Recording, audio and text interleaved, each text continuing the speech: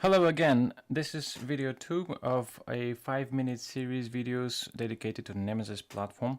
Today we're going to talk about the data model of the Nemesis platform and how the project is actually structured.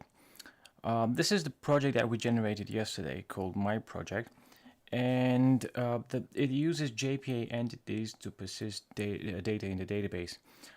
So the JPA entities, however, there's a catch. They are interfaces, like all of them. And we also have annotation processor, which will convert the interfaces into classes. It will generate classes based on the interfaces. The JPA entities can be divided into two major groups. The first one are called base entities, and the base entities are the ones that are persisted in the database. The second group is called building block entities, and the building block entities are actually just plain old interfaces that contribute some getters and setters, some properties to do the base entities. So to illustrate all this, I have here a partner entity definition. And the partner entity definition is actually a base entity because it has add entity annotation and ID discriminator annotation. So the partner entity definition also extends from a lot of different building block entities, such as categorizable, nameable, descriptionable, and picturable. And these are all interfaces again, and you can see that they contribute some sort of properties to the base entity. Then when the compilation happens, you will see that the partner entity generated class actually contains all the different getters and setters, all the different attributes contributed by the different building block entities. The base entities themselves can also be divided into two more groups. The ones are the mixin entities. The mixin entities are extending from existing base entity, and they contribute some getters and setters as well. They're mixing in the base entity, and as an example, I could show you here my project product entity. It extends from an existing product entity which comes from the platform, and it has this mixin annotation telling the annotation processor that whatever getters and setters and attributes we define here, they will land in the product entity definition instead of creating a new my project product entity class.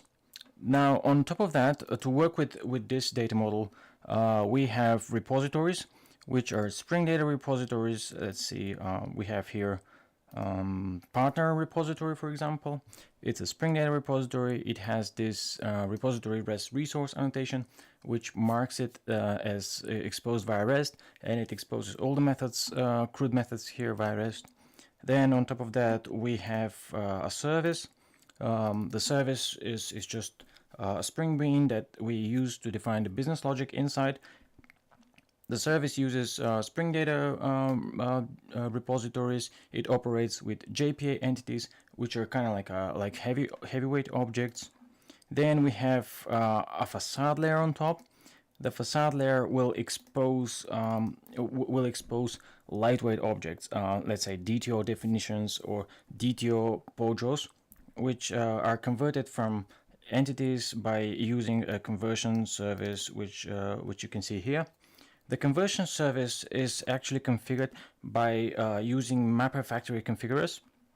The mapper factory configurers configure the mapper factory, which is actually the internals of the conversion service. And if you can look inside, for example, like the core, the configuration, let's see, the facade commerce configuration, you will see I have here defined several mapper factory configurers. The first one, for example, defines several ways of mapping different entities to different DTOs. These ones here are pretty standard. They're mapping everything by default. Let's say if an entity has certain attributes and the DTO has certain attributes, and those attributes are with the same name, they are going to be mapped by default. So every attribute that has the same name is going to be mapped. But of course, you can also customize how the mapping happens by specifying a custom mapper and overriding the map A to B, and then implementing your logic inside. Then you have, on top of the facade layer, of course, we have a storefront, and the storefront has some controllers. Let's say partner controller. And the partner controller needs to operate only with lightweight objects such as DTOs, etc. Then it injects, as you can see here, it injects only facades, and then it passes further on to whatever the view to the view layer, which could be JSP, it could be Timeleaf, it could be some React.js or some client-side rendered technology, and that's pretty much it. Let's wrap it up for today, and I'll see you tomorrow.